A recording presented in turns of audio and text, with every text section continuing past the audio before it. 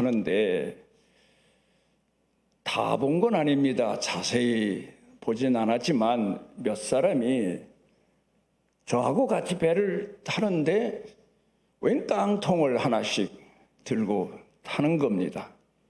저걸 뭐 하려고 가져가나 그렇게 생각하고 이제 배에 올라서 육지 가까운 이제 그 바다를 막 벗어나서 넓은 바다에 이르니까 지금까지는 조용히 오던 배가 출렁이기 시작하는 겁니다. 파도가 배가 못 갈 만큼 그렇게 심한 건 아닌데 호수가 아니고 바다라고 하는 곳은 어디든지 이 파도가 늘상 심하게 친다는 사실을 제가 경험해 보질 못했습니다. 그래 배가 파도를 만나니까 흔들리기 시작을 하는데 조금 가다 보니까 여기서 웩 저기서 웩 하면서 깡통을 하나씩 감추었었는지 다 꺼내서 거기다 쏟는 겁니다. 나는 대책 없이 갔지 않았습니까? 모르고 갔죠. 이를 어쩌나 생각을 해보니까 배가 파도를 치고 나가는데 앞머리 쪽이 더 흔들리더라고요. 뒤에가 조금 좀 낫고. 그래 오늘 성경에는 배 고물에서 예수님께서 주무셨다 그랬는데 나중에 알고 보니까 배 앞부분에 약간 평평한 데는 배 이물이라고 하고 배 끝부분에 약간 평평한 데는 고물이라고 한답니다. 그래서 제가 생각해 보니까 덜 흔들리는데 거기가 바로 배 끝부분입니다. 그래 거기 가서 앉아서 찬송을 얼마를 불렀는지 모릅니다. 몇 번을 거듭해서 불렀는지 모릅니다. 기도를 얼마나 했는지 모릅니다. 제가 아는 성경 암송을 얼마나 했는지 모릅니다. 어쨌든 가다가 한 절반쯤에서 섬 하나에 들렸다가 다시 또 가는데 그 시간 빼고 아마 한 2시간을 그렇게 갔던 것 같습니다. 뭐 좀 줄여서 말한다면 2시간을 기도했다. 2시간을 예배드리며 갔다. 그 말이 맞을 겁니다. 평소의 모든 생활에 준비 없이 나설 때가 많은데 제가 거기서 깨달았습니다. 내가 내 쪽으로 준비해 가지고 있는 것, 그게 도구일 수 있고 어떤 면에서는 그게 양식일 수 있고 어떤 면에서는 그게 마시는 물일 수가 있고 어떤 면에서는 그게 무기일 수가 있다. 이런 생각을 했습니다. 저만이 아니라 예수를 믿는 사람들이 내 쪽으로 가지고 있는 것이 무엇인가? 내가 상상 못할 어려운 시험을 만나거나 시련을 만나면 무엇으로 대처해서 극복할 수 있나? 이런 점을 한번 우리가 깊이 생각해 봤으면 합니다. 오늘 초롱리 예배당에서 예배 드린 내용 본문도 본문과 같은데 제 딸이 제목을 달리 했습니다. 제가 전한 말씀을 듣고는 비상식량, 그게 제목입니다. 그런데 오늘은 본문 내에 나타난 내용을 중심으로 해서 광풍의 세월이라고 제목이 붙여졌습니다. 여러분 들어서 아시는 바입니다마는 우리나라 옛날 어른들은 삶의 지혜를 몸소 그 키우는 자녀들에게 보여주셨던 것 같습니다. 아마 한 70 넘어 지금 사시는 분들은 제 얘기가 이해가 가지만 그 전 분들은 아마 모르실 수도 있고 지금 젊은 사람들은 아예 모를 수도 있습니다. 인생 삶이라고 하는 것은 배를 타고 항해에 나가는 것 같아서 어린아이 때, 젊은 청년의 때는 어찌 보면 넓은 바다 입구까지 청년의 삶이라는 것은 이르는 삶이라고 평가해도 되고, 그전 어린아이 삶이라고 하는 것은 항구를 막 출발한 그 과정이라고 비유해도 되지 않을까. 뭐든지 다 할 수 있습니다. 광풍을 만나든 태풍을 만나든 나는 충분히 바다와 싸워서 이길 수 있다고 착각하는 경우가 참 많습니다. 그런데 막상 바다 넓은 파도 치는 곳에 배가 진입을 하면, 인생이 거기 접어들게 되면 기가 막힌 일들이 일어납니다. 생활의 문제, 경제적인 문제, 대인관계의 문제, 가족의 문제, 결혼의 문제, 직업의 문제, 산더미 같은 파도가 나를 향해서 덮쳐오는데 이 문제를 어떻게 해결할 것인가? 그래서 군인으로 말하면 아무리 좋은 무기를 국가에서 예산을 들여서 외국 선진국에서 사다가 맡겨줘도 문제는 훈련입니다. 그래서 우리 군인들이 가끔 무슨 가포 비상용 훈련, 무슨 을지 훈련, 이런 훈련 하지 않습니까? 훈련할 때마다 북한에서는 또 난리를 치고, 우리 남한에서도 이상한 사람들은 또 그 훈련한다고 또 난리를 치는데, 이 훈련이라는 게 얼마나 중요한 줄 압니까, 여러분? 훈련이 안 된 군인에겐 아무리 화력이 강한 무기를 갖다 줘도 쓸 줄 몰라. 제대로 쓰지를 못해. 그래서 내가 오늘 예배 전에 찬송 인도하는 사람에게 찬송을 부를 때 반복해서 2번, 3번도 좋다, 부르도록 요청한 겁니다. 군인들이 훈련할 때는 전쟁에 이길 것 같고 의욕이 넘치죠. 왜? 부대가 나서서 훈련하니까, 대대가 나서서 훈련하니까, 같이 훈련하는 사람이 많으니까 어떻든 그래서 훈련을 하는데, 군인도요, 어떤 때에는 전쟁터에 나가게 되면 혼자 포로되어 가는 사람도 있고, 뒤처지는 사람도 있고, 부상당해 있는 사람도 있고, 어떻게 그 현실을 탈출해서 다시 부대에 복귀하고 다시 자기가 원하는 조국으로 돌아올 수 있나? 훈련의 문제입니다. 그래서 여러분은, 연세 지금 드신 분들은 지금까지 살아오시면서 얼마나 많은 전쟁터와 같은 어려운 시련을 경험하셨습니까?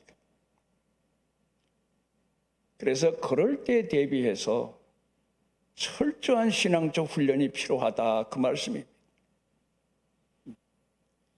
그래서 찬송을 불러도 내가 암송할 수 있고, 어디 가든지 무슨 상황에 처하든지 내가 그 찬송을 반복해서 부를 수 있고, 어린아이 신앙 때에는, 예배 때에는 찬송을 펴놓고 찾고 그리고 보고 합니다마는, 여러분 혼자 동떨어져 있는 곳에 갔을 때에 위험한 지경에 이르게 되면 거기서 혼자 탈출해야 되지 않습니까? 혼자 극복해야 되지 않습니까? 훈련이 필요합니다. 그래서 언젠가는 제가 성도들에게 최소한 찬송을 보지 않고 암송하면서 부를 수 있는 찬송 3-4곡 이상은 돼야 된다. 그래야 무기를 가지고 지니고 갖추고 다니는 군인과 같다. 오늘 그런 말씀입니다. 여러분, 찬송 중에는 제가 좀 이상한 말 같지만 아주 화력이 강한, 제가 경험한 바로는 그런 무기 같은 찬송이 있습니다. 화력이 강한. 그게 제가 자주 사용하는 찬송이 338장 내 주를 가까이 하려 함은, 그 다음에 254장 내 주의 보혈은, 또 그 다음에 280장 천부의 의지 없어서. 그 내가 가끔 이 찬송가 공회, 성경 찍어내는 인쇄소 이런 데에 대해서 왜 자꾸 언어가 바뀌니까 그런 얘기를 하지만, 지금도 저는 설교 말씀 준비할 때 옛날 개역 성경 봅니다. 새번역 성경을 보면 뜻이 엉뚱하게 풀어놔가지고 기쁜 줄 잘 모르겠어요. 어떻든 제가 살아보니까 목사인 저도 혼자 망망대해에서 대풍을 만나서 죽을 지경에 이르는 때가 하루 이틀이 아닙니다. 그 풍랑이라고 하는 게 잠깐 왔다가 몇 시간 있다가 끝나는 게 아니에요. 며칠을 두고두고. 그래서 뱃사람들이 바다에 능숙하고 배일하면은 내놓으라 하지만 돌아오지 못하고 바다에서 사망하는 경우가 많지 않습니까? 여러분, 삶이라는 게 그래요. 인생이라는 게 그래요. 그때 여러분이 어떻게 살아남을 수 있나? 대부분 많은 기독교 학자들은 시편 23편, 주기도문, 찬송, 이걸 무기로 삼았다, 양식으로 삼았다, 그렇게 평가하지 않습니까? 몽골의 징기스칸이 지금까지 역사적으로 제일 넓은 땅을 차지했던 영웅이다. 그런데 그 비밀이 어디 있습니까? 비상식량에 있습니다. 소 한 마리를 잡아가지고 고기만 발려서 말리면 말에 조그만 보따리만 해서 말에 싣고 백리, 천리, 만리까지 달려가면서 뒤에 후방에서 식량 조달을 안 해줘도 능히 힘을 잃지 않고 싸울 수 있었다는 데 비결이 있다. 그렇게 말하지 않습니까, 여러분? 그러면 여러분은 여러분 삶에서 믿음으로 승리하기 위해서는 여러분이 평소에 머릿속에, 생각 속에, 아무리 머리가 나쁜 사람이라 하더라도 암송하고 또 암송하고 노력하고 하면은 비상식량을 머릿속에, 가슴속에 충분히 준비할 수가 있어요. 준비해가지고 나가는 사람, 마태복음 14장에 보면 기가 막힌 이야기가 기록되어 있습니다. 어머니가 아들이 예수님을 좋아했던 것 같아요. 그래서 예수님을 따라다닙니다. 옛날엔 대부분 그랬지 않습니까? 도시락이라고 그러죠. 먹을 걸 싸줬던 것 같아요. 며칠을 따라다녔는지 몰라요. 그러니까 대부분 학자들 얘기는 보리떡도 마른 떡, 그렇죠. 젖은 거면 며칠 따라다니다가 상할 수가 있으니까 생선도 마른 생선, 아마 글쎄요, 꼭 보리떡 5개, 물고기 2마리만 싸준 건 아닐 것 같아요. 제 생각에. 예수님 며칠 따라다니니까 부흥에 따라다니면서 말씀 들으면서 먹고 따라다니면 은혜 받으라고 며칠치를 아마 싸줬겠죠, 비상식량을. 그래, 이 아이가 그걸 가지고 따라왔는데 다른 사람들도 다 먹어치우고 떨어졌고 이 아이는 겨우 이 5개, 2개 남았단 말이에요. 그래 가만히 생각해 보니까 주일학교에서 많이 설교하는 내용이에요. 예수님께서 아마 드시지 못한 것 같아서 그래서 제자들 보고 이거 예수님 들으십시오. 그리고 갖다가 줬다는 거 아닙니까? 그 비상식량을. 그리고 예수님이 그걸 가지고 축복하셔서 뭐 5,000명, 10,000명 먹었다. 여러분, 우리 그리스도인들은 항상 마음속 깊은 곳에 생각 속에 비상식량이 준비되어 있어야 돼요. 여러분이 있습니까? 확신합니까? 무기가 있습니까? 유대인들은 길을 갈 때면 반드시 짚고 가는 게 있어요. 막대기예요. 지팡이예요. 그건 뭐 나이 들어서가 아니에요. 두 가지 때문에. 하나는 그 들판에 가면 이 미친 개가 상당히 많았대요. 그래서 뭐 사마리아 사람을 개로 취급하고 뭐 그것도 사회적인 이제 문화적인 뭐 이야기입니다만은 그랬고 또 들판 가다 보면 뱀을 많이 만나서 그러니까 그런 것들을 막아내기 위해서 꼭 짚고 다녔다, 들고 다녔다, 뭐 그렇게 말하지 않습니까? 그러니까 우리 예수 믿는 사람들 요새 같은 세상에 비상식량도 준비해 가지고 가야 되지만 왜? 여러분이 자녀들에게도 이건 가르쳐 줘야 돼요. 요 근간에 직장 생활을 하는 분들이 젊은이들이 너무 물가금이 올라가니까 돈이면 다 되는 세상 같아도 너무 경제적 부담이 되니까 웬만한 식당에 가서 식사하지 않고 뭐 24시 편의점 이런 데 가서 간단하게 점심 식사를 하고 저녁에 와서 집에 와서 먹고 이렇게 지혜롭게 사는 사람들도 있답니다. 그런데 우리 예수 믿는 사람들은 내 마음속에 내 생각 속에 충분한 식량을 준비해 가지고 다니지 않으면 불량식품 만나요. 그런가 하면은 술 잘못 마셔서 알코올 중독되고 또 요새 마약 같은 거 잘못 입에 댔다가 인생 망치는 것처럼 충분한 자기 영적인 양식과 준비를 하고 갖출 걸 갖추지 못한 사람들이 다니다가 이단에 걸려들고 시험에 걸려들고 그래서 인생 망치고 이런 일이 얼마나 많습니까? 그러니까 여러분 좀 더 내가 깨어서 신앙생활하며 경제적으로도 그렇고 인생으로도 그렇고 내가 반드시 성공하겠다 하는 분들은 오늘부터 가서 학생 숙지하는 것처럼 여러분도 성경을 암송하고 또 암송해보고 찬송을 부르고 또 부르고 그게 내 가슴에서 뜨겁게 인식될 수 있을 때까지 부르십시오.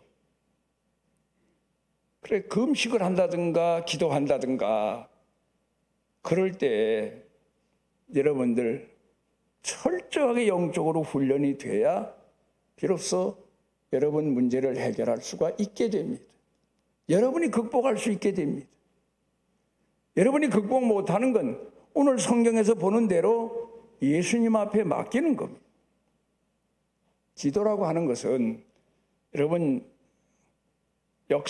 기독교 역사학자 중에 이런 얘기한 사람이 있습니다. 찬송이 뭐냐? 곡조 있는 기도다. 신학 가면 삼분설이라는 게 있습니다. 그 목회하는 사람들이 배우는 겁니다만은 그러니까 사람을 놓고 볼 때 영, 혼. 그러니까 영이라는 거는 뭐 정신적인 거, 마음 이런 걸 말하고 그 다음에 혼, 그런 성령 뭐 이런 걸 말하고 또 하나는 이제 육체 뭐 그런 걸 말합니다. 그런데 이분설로 또 합쳐서 얘기하는 경우가 있습니다. 이제 그게 뭔가 하면은 영혼은 하나다, 한 가지다. 그 다음에 육체다. 뭐 그렇게 말합니다만은 뭐 그걸 지금 얘기하려는 게 아니라 우리 예수 믿는 사람들이 갖추어야 될 양식, 갖추어야 될 무기, 갖추어야 될 도구, 이게 바로 찬송, 기도, 성경입니다. 이 세 가지를 여러분들이 충분히 갖추어야 여러분들이 시험을 이길 수 있고 시련을 이길 수 있고 외적인 것도 이길 수 있고 내적인 것도 이길 수 있고, 그래서 여러분이 신앙으로 승리하면서 하나님 앞에 든든히 서갈 수가 있는 겁니다. 우리가 많이 성경을 통해서 아는 바입니다마는 유대교하고 우리 기독교하고의 차이가 뭡니까? 유대교는 모세를 통해서 이스라엘 백성들에게 만들어진, 하나님이 만들게 하신 종교이긴 합니다마는, 유대교는 모든 책임을 누가 집니까? 누가 집니까, 여러분? 양이 져요, 양. 그래서 사람이 죄를 져도 양이 책임지고 제물이 되고, 감사한 일이 있어도 소하고 양이 대신 제물이 되고, 그 성경에 보면 그렇잖아요. 하나님 앞에 예배 드릴 일이 있어도 양이 희생하고 소가 희생하고, 그게 유대교예요. 그런데 기독교는 반대입니다. 목자가 책임을 다져요. 중요한 겁니다, 여러분. 여러분이 이걸 인식하시고 예수를 믿어야 돼요. 양이 책임지는 거 아니에요. 양의 우리의 문제든지 양의 문제든지 책임은 목자에게 있습니다. 그래서 양이 잘못한 책임도 목자가 물어줘야 되고, 양이 잘못한 것도 목자가 대신 변호해 줘야 되고, 그리고 양이 죽을 자리도 목자가 대신 가서 죽어야 되고, 기독교예요.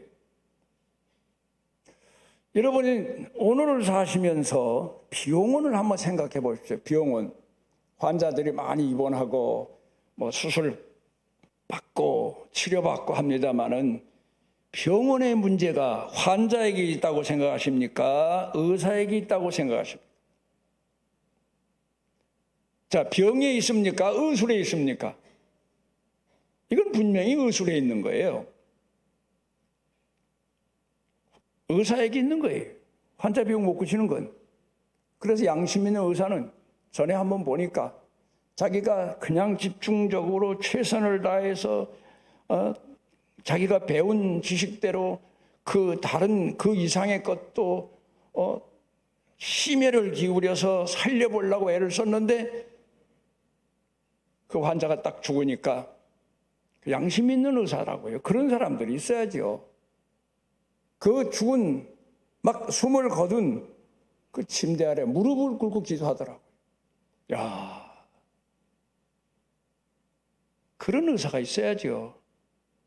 실수해서 잘못 수술해서 사람 죽여놓고도 이게 내가 죽인 거 아니라고, 이 사람이 죽을 때 내 죽었다고 그 회피하는 의사들이 비일비재하죠. 우리나라에서 이 병원에서 일어나는 사고 같은 거, 그거 환자가 입증해서 보상받는 건 어려워요. 그러니까 우리나라는 좀 세상이 그렇잖아요. 타락한 세상은 거꾸로예요.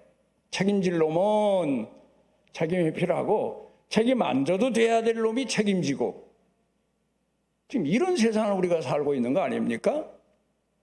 분명히 의술에 있어요. 의사에게 있어요. 왜? 환자는 의사가 자기를 고쳐줄 줄로 믿고, 그리고 엄청난 돈을 지불하면서 병원 찾아가는 거지, 자기를 죽일 줄 알면 누가 찾아가요? 그런 것처럼 여러분, 중요한 것은, 우리 기독교는 가장 중요하게 가르치는 핵심이 책임지는 신앙이에요.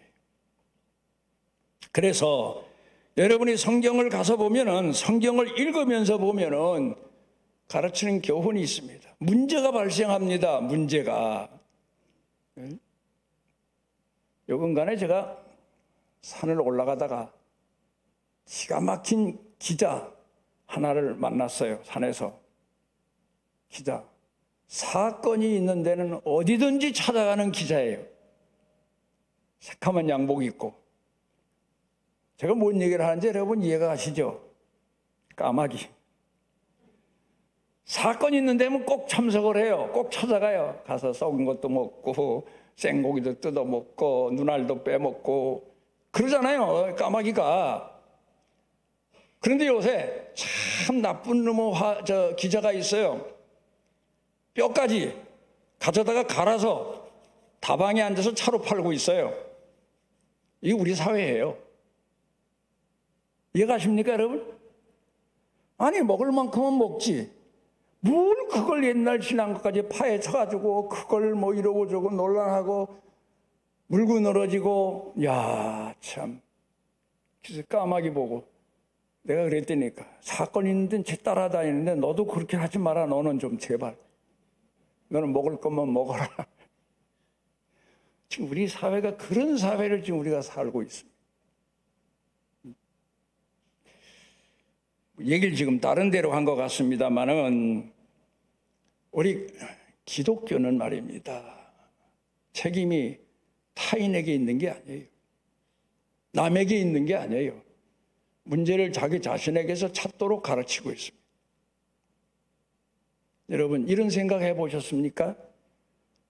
상대방과의 문제가 대부분 법정에서는 상대방에게 책임을 회피합니다.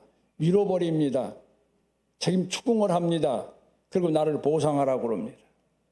이건 사회법정이나 사회에서 신앙이 없는 사람들이 가지는 사고방식이지, 우리 예수를 믿는 사람들은 모든 책임을 나 자신에게서 찾는 겁니다. 이게 성경이 가르치는 교훈이에요. 타인에게 있는 게 아니에요. 내게 있어요. 내가 그동안 베풀지 못한 것, 내가 그동안 감싸지 못한 것, 내가 그동안 너그럽지 못한 것, 포용하지 못한 것, 여러분 이거 찾아보셨습니까? 책임은 나한테 있는 거예요. 그리고 내가 죄인이고 내가 타락했고 내가 문제 있다는 사실을 깊이 인식하는 사람이 기독교인이에요. 누구 때문에? 아직도 어린아이예요. 세상적인 판단이에요. 세상적인 기준이에요. 이렇게 사는 사람은 기독교인 아니에요.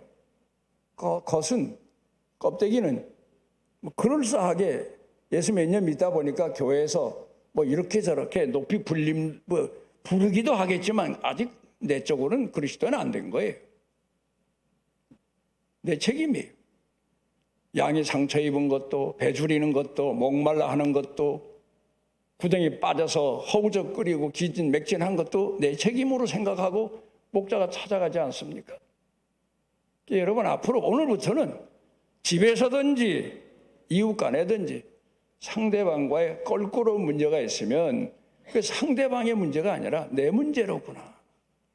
내가 대신 책임질 줄 알고, 대신 물어줄 줄 알고, 변상해 줄 줄 알고, 책임지고 나설 줄 알고, 그 사람이 비록 큰 죄인일지라도 의인이 죄인의 죄를 책임져 주고 대신 물어주는 종교가 기독교예요.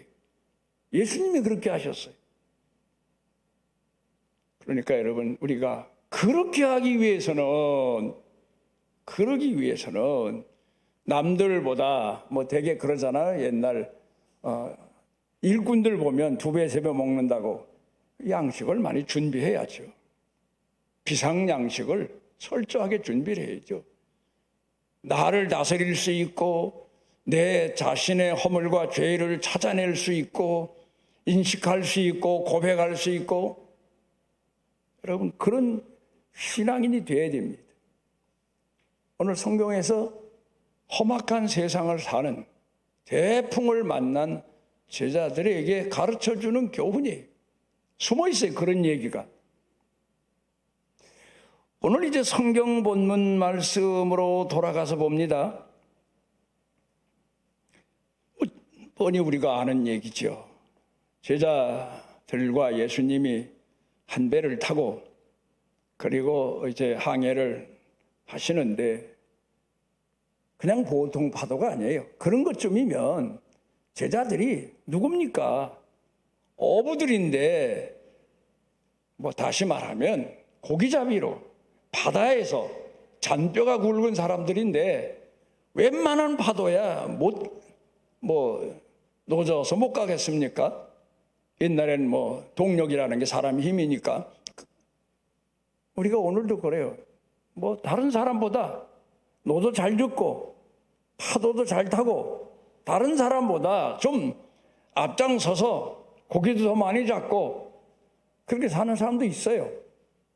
여러분 주변에 보면 나는 고기 한 마리 겨우 잡았는데 다른 사람은 10마리, 20마리 잡는 능력 가진 사람도 있어요. 그런데 오늘 성경이 가르치는 교훈이 뭡니까? 사람의 능력의 한계입니다. 사람이 아무리 잘났고 아무리 열심히 하고 아무리 양심적으로 살아도 어떤 사람은 그래요. 내가 양심적으로 살았는데 내가 무슨 죄를 져서 죄 없고 양심적으로 살아도 인간에게는 한계가 정해져 있는 거. 왜? 우리는 피조물이에요. 창조주 하나님이 아니에요. 그래서 기도하라는 거예요. 창조주 하나님을 부르라는 거예요. 깨우라는 거예요. 그 기도예요. 그리고 그 하나님 앞에 나아가도록 우리를 권고하는 게 말씀이에요.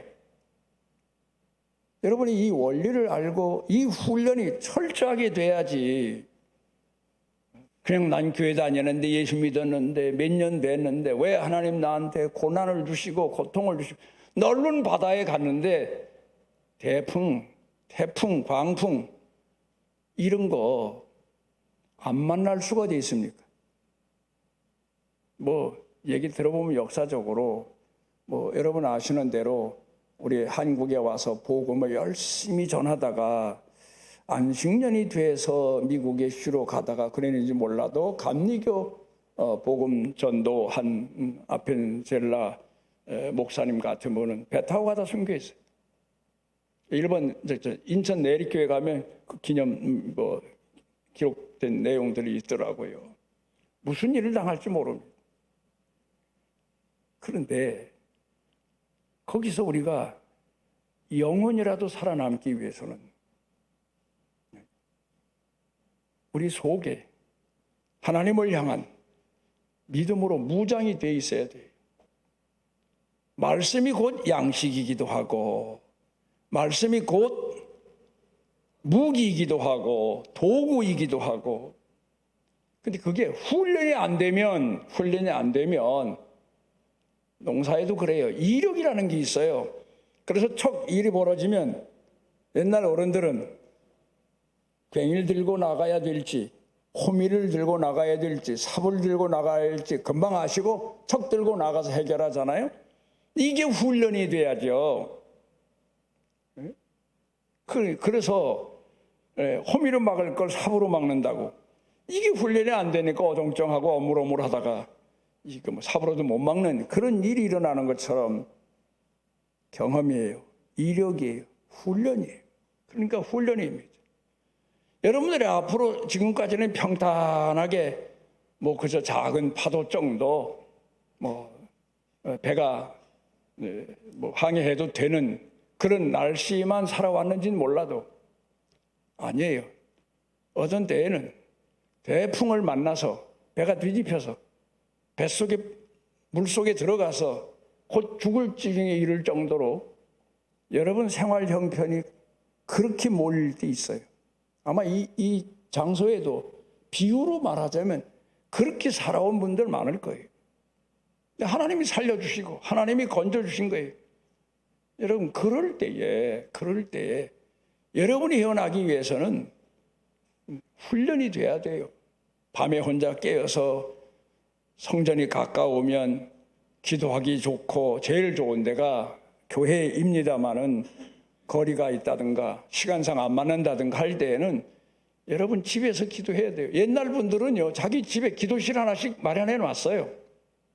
기도하는 데예요. 근데 지금은 그런 훈련이 잘 안 됐어요. 교회 와서도 그냥 1시간 때우고 가면 되는 거예요. 훈련이라고 생각 안 해요. 그냥 때우는 시간이에요. 그런 군인 어디다 써먹겠습니까? 그런 군인은 아무짝에도 쓸데도 없고 아무 일도 전쟁에 나가 총알바지도 못해요. 그런 사람은 그러니까 여러분 정말 훈련 잘 돼야 돼요. 철저하게 훈련돼야 돼요. 그러니까 오늘 여기 성경 본문에 보니까 제자들이 그냥 예수님 깨웠겠어요? 자기네가 할 수 있는 데까지 노도 저어보고 그 배에 있는 요나서에 있는 기록되어 있는 대로 배를 가볍게 하기 위해서 가졌던 것도 바다에 던져보고 별 방법을 다 썼는데 안 되는 거예요. 이게 곧 뒤집힐 것 같아요.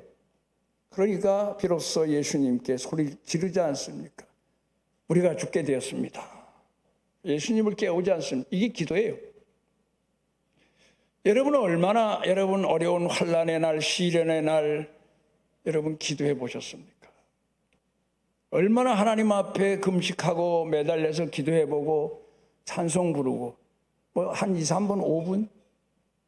아니에요. 하루 이틀, 3일 어떤 때에는 금식을 생활도 해야 되니까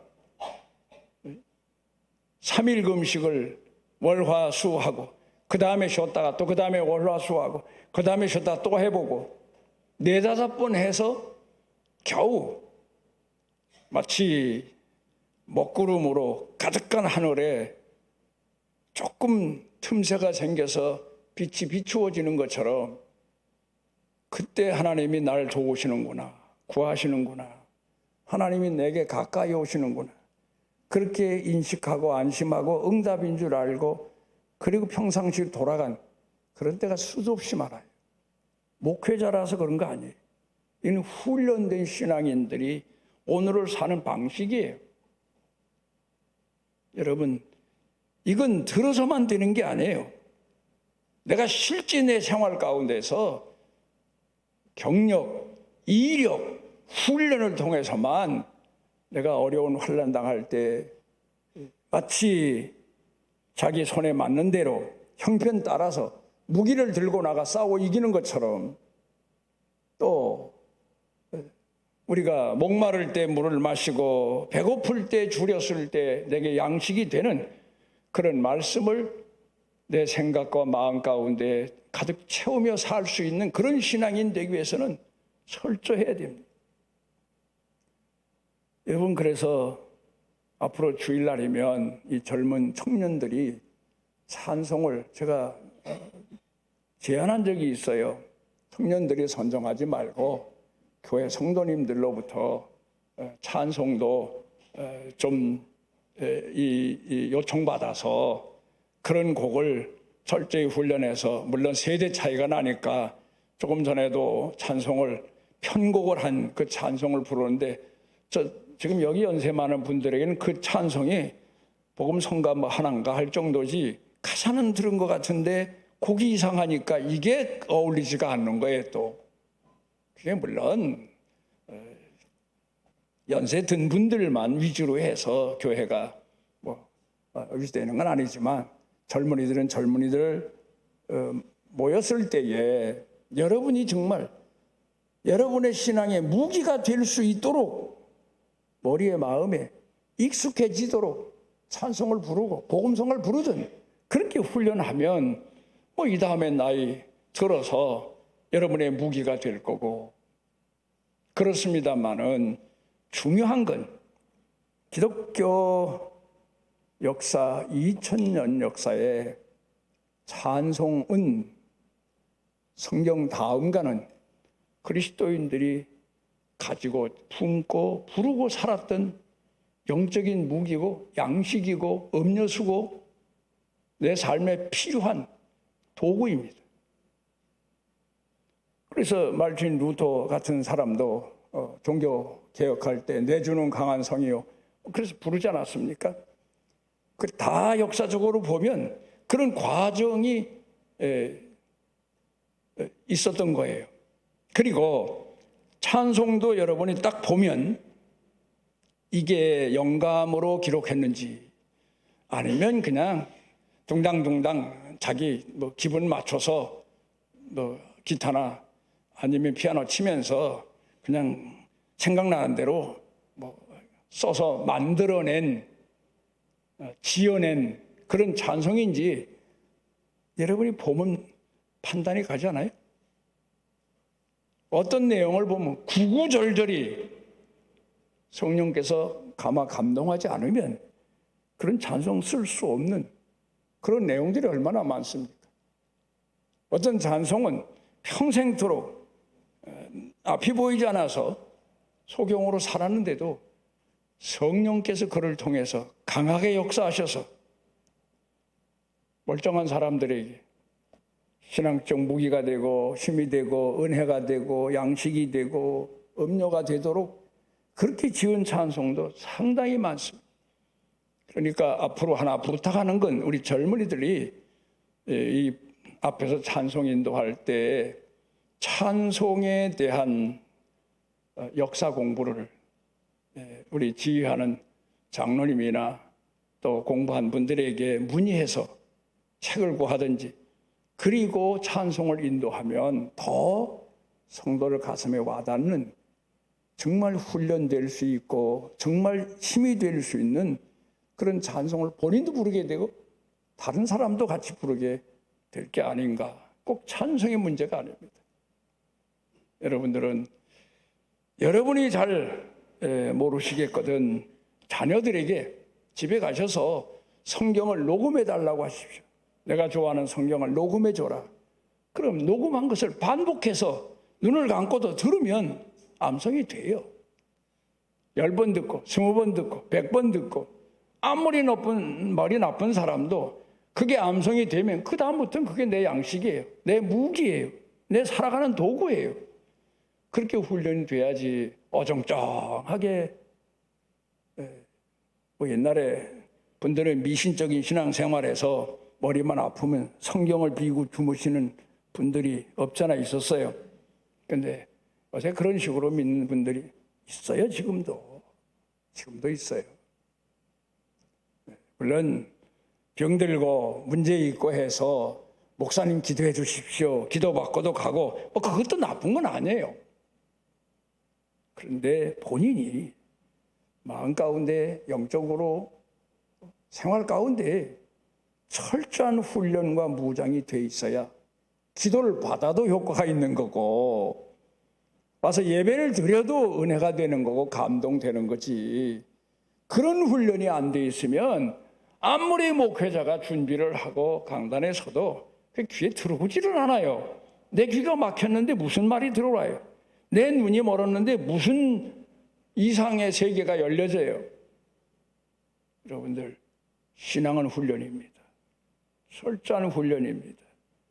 여러분 그래서 여러분들 마음 가운데 새겨 놓으시고 인간으로 해결 안 되는 거 많잖아요. 의사로도 해결 안 되고 돈으로도 해결 안 되고 지금 현대 의학 과학으로 해결 안 되는 게 얼마나 많습니까? 그 이상의 것은 창조주의 몫이에요. 창조주의 그걸 권한이에요. 그걸 기도로 말씀으로 해결할 수 있는 사람이 그리스도인이에요. 그게 우리에게 주어진 특권이에요. 여러분들이 이 사실을 아시고 신앙생활을 앞으로 철저하게 정말 몸부림치면서 훈련이라는 거 그냥 뭐 껌 씹는 식으로 뛰다가 말다가 그건 아니지 않습니까? 전쟁을 방불케 할 만큼 훈련하는데 여러분도 영적인 훈련이 그렇게 돼야 돼요. 그래서 여러분들 하나님 앞에 강한 신앙인으로 서서 살아가서 승리할 수 있도록 깨어서 충성하는 여러분 되시기를 바랍니다. 오늘 우리를 죄전에 모으신 은혜를 감사드립니다.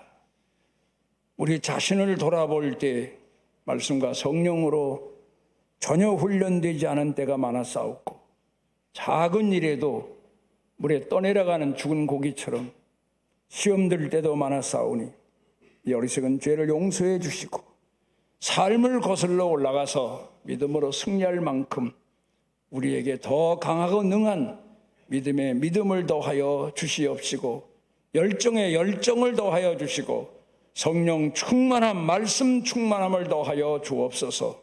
예수님 이름으로 기도드리옵나이다.